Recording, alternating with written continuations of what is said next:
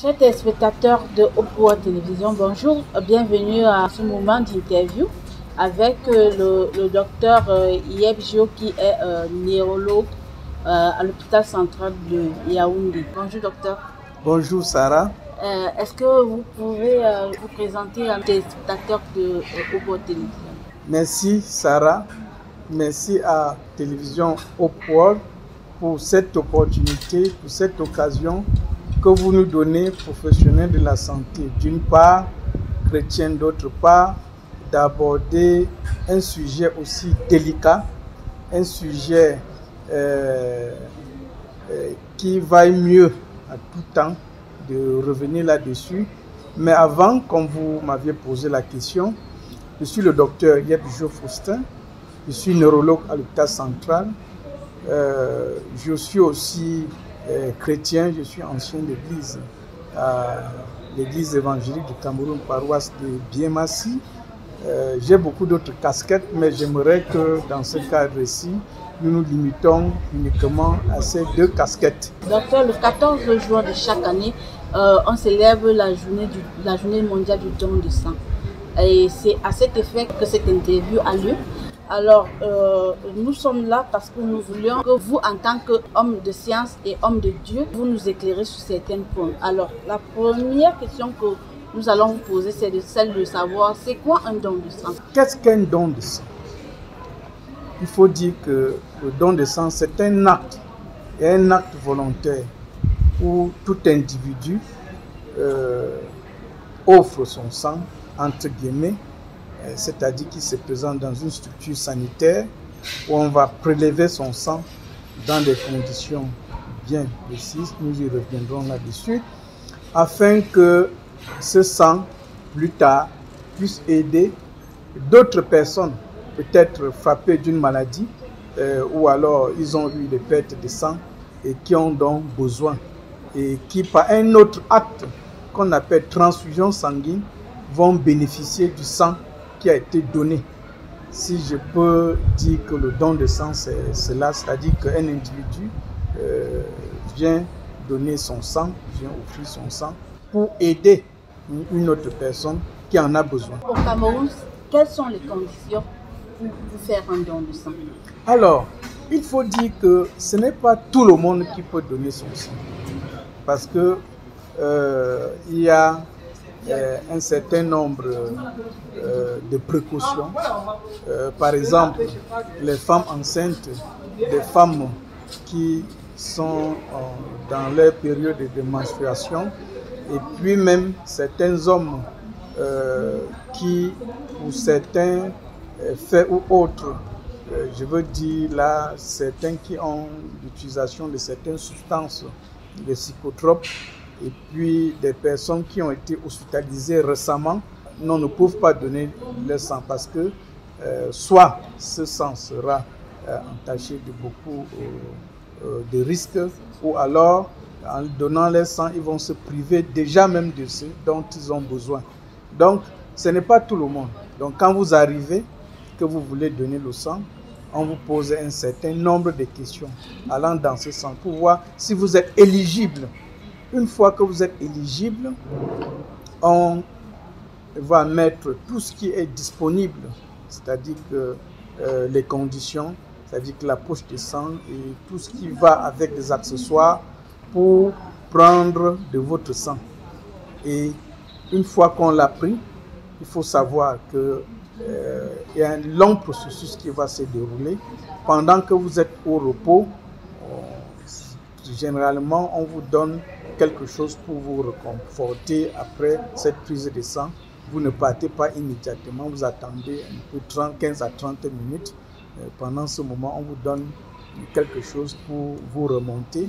Et un autre processus va se mettre en place. C'est-à-dire quoi?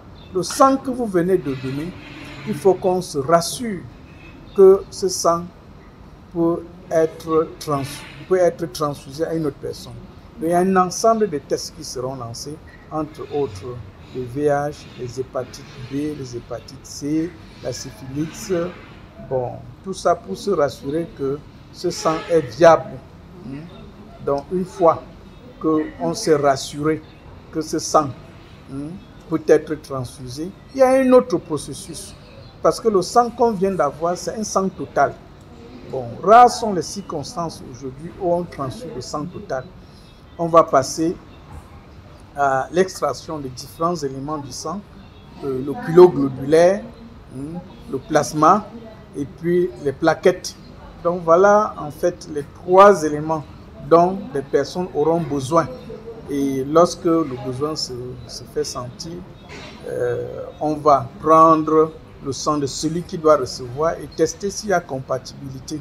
Et ce n'est que lorsque tout est réuni que maintenant on peut faire cette transfusion de ce sang qui a été donné. Est-ce qu'il y a une loi au Cameroun qui encadre le don de sang? Est-ce qu'il y a une loi au Cameroun qui encadre le don de sang? Déjà, je vais vous faire savoir que nous avons un comité national, n'est-ce pas, de transfusion sanguine qui, pour ce comité, c'est-à-dire que toute la politique, n'est-ce pas, que ce soit du don, que ce soit transfusion, tout ce qu'il y a tout autour, c'est ce comité-là qui est chargé de mettre en place toutes les mesures.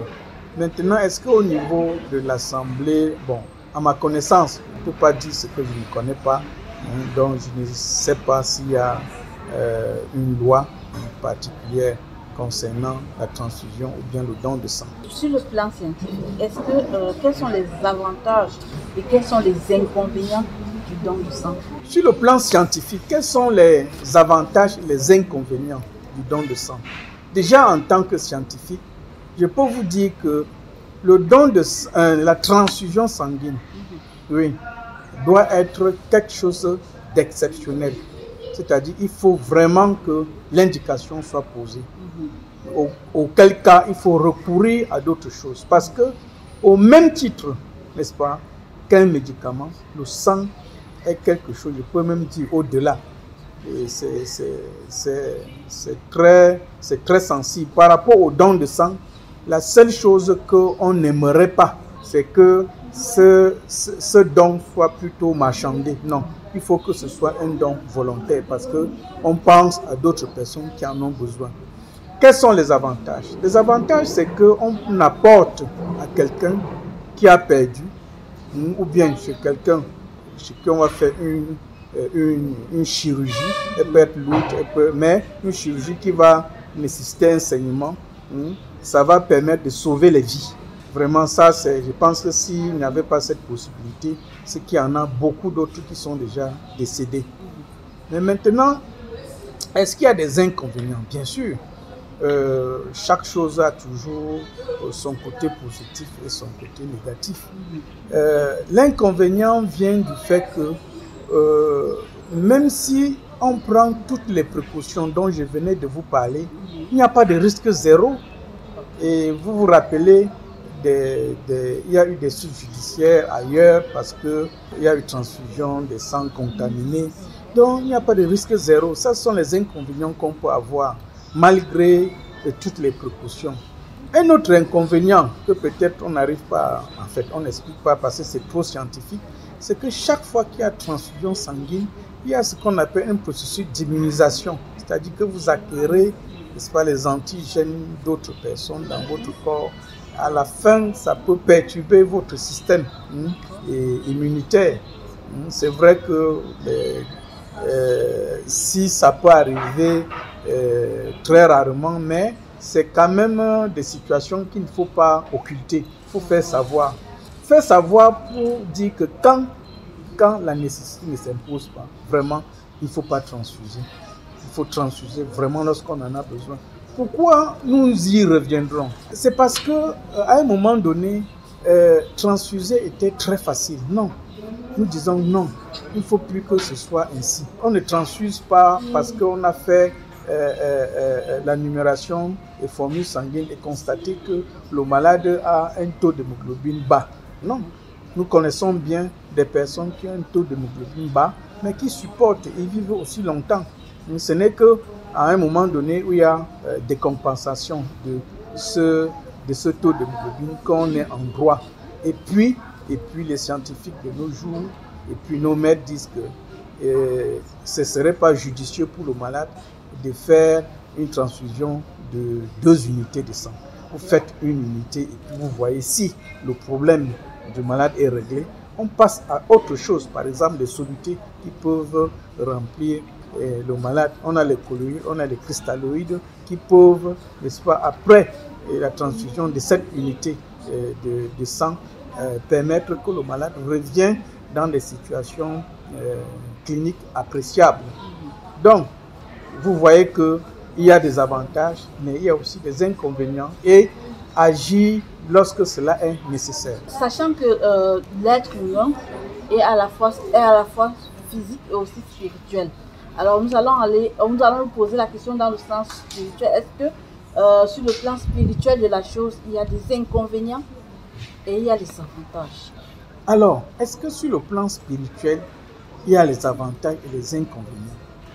Alors, si nous remontons à l'Ancien Testament, nous allons comprendre que le sang, c'est quelque chose de sacré.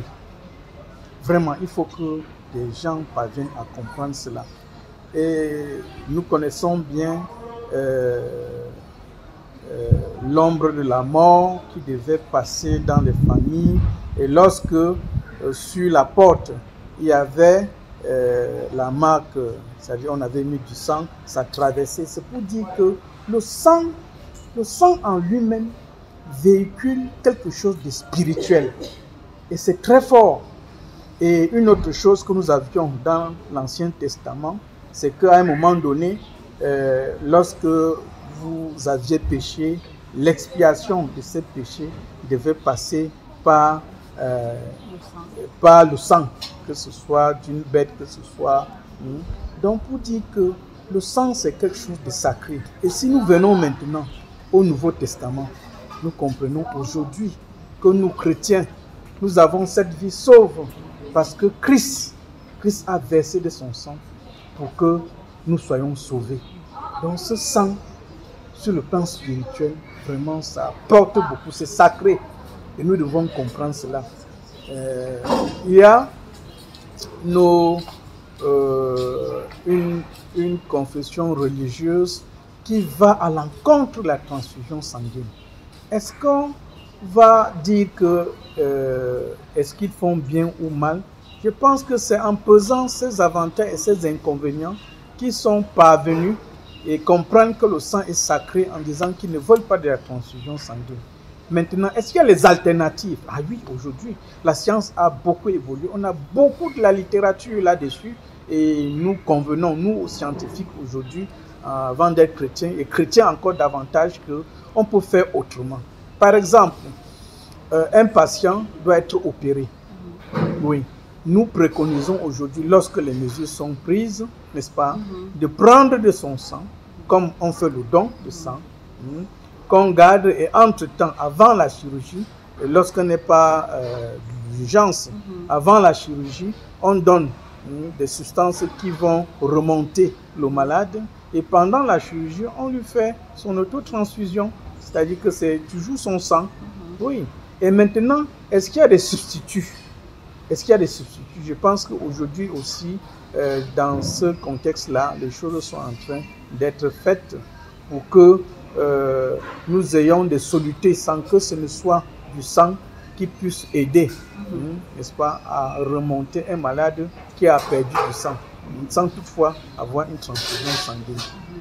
Donc, sur le plan spirituel, le sang revêt de quelque chose de sacré. Et chaque fois quand on dit sacré, on ne devait pas faire de n'importe quoi avec. Voilà ce que je peux vous dire par rapport aux inconvénients, aux avantages du sang sur le plan spirituel. Il y a des personnes qui, à cause de leur religion ou à cause des préjugés, sont toujours réticents de donner leur sang. À cela, qu'est-ce que vous pouvez dire, docteur? Ceux qui sont réticents de donner leur sang, je pense que, pour ma part, ils n'ont pas encore été face à une difficulté. C'est-à-dire qu'ils n'ont pas encore eu un membre de la famille qui a perdu énormément de sang. Et là, il faut du sang pour le sauver. À ces personnes-là, je leur dis, lorsque vous êtes éligible de donner votre sang, faites-le. Ça va sauver des vies. Maintenant, Si vous êtes dans une situation, peut-être vous êtes malade, autre, non, ne vous y aventurez pas. Ça, c'est d'un. De deux, si vous avez des convictions religieuses, n'est-ce pas, ça arrive, il faut prendre donc d'autres précautions, n'est-ce pas, comme je vous ai dit, c'est-à-dire que préconiser l'autotransfusion, remonter le patient ayant plus de sang pour garder pour une chirurgie. Mais ce qui est là, c'est que nous sommes souvent, vous savez, les urgences sont les urgences. Un accident, c'est un accident, on ne prévoit pas. Quand ça arrive, il faut aussi vite faire et rapidement pour sauver des vies. Donc je pense que donner le sang, c'est une question de sauver des vies. Il y a des personnes qui préfèrent que leur malade meure que de faire une transfusion sanguine. À cela, tu leur dis quoi? Pour ceux qui préfèrent que les malades meurent que d'être transfusés, vous savez, le fanatisme religieux n'est pas bien. Ça, le fanatisme religieux n'est pas bien. Et dire après que non, c'est Dieu qui a voulu tout ça. Non, Dieu nous donne la capacité. C'est lui qui nous donne encore l'intelligence. C'est lui qui nous donne la sagesse. Une fois qu'il nous a donné cette sagesse, de savoir bien l'appliquer, non, ne soyons pas fanatiques. Oui, je suis spirituel. Oui, mais je suis aussi scientifique. Lorsqu'une situation arrive, que c'est un danger de vie, vraiment, ne soyons pas fanatiques. Et on l'a toujours dit, le fanatisme religieux n'est pas bien. Voilà ce que moi, je pourrais le dire. Nous sommes à la fin de cet entretien. Docteur Moudon vous dit merci. Merci pour votre temps. Merci de nous avoir permis d'avoir cet entretien qui pourra édifier beaucoup de personnes. La télévision au World vous dit merci. Oui, nous également, nous vous disons merci parce que nous avons abordé un sujet sensible, n'est-ce pas, qui est ce don de sang. Et après, dans ce moment passé, je pense qu'il y a certains téléspectateurs qui auront encore beaucoup d'autres préoccupations, peut-être qui ont été sensibles à ce que j'ai dit. Et nous restons, n'est-ce pas, disponibles à répondre à leurs préoccupations, même après l'interview. Je suis à l'hôpital central de Yaoundé, service de neurologie, et vous pouvez à tout moment nous joindre. Merci. Chers téléspectateurs de Hope World Télévision, merci pour ce moment. Nous sommes à la fin. Nous espérons que vous, à la maison, vous avez été édifiés. On se donne rendez-vous à la prochaine interview.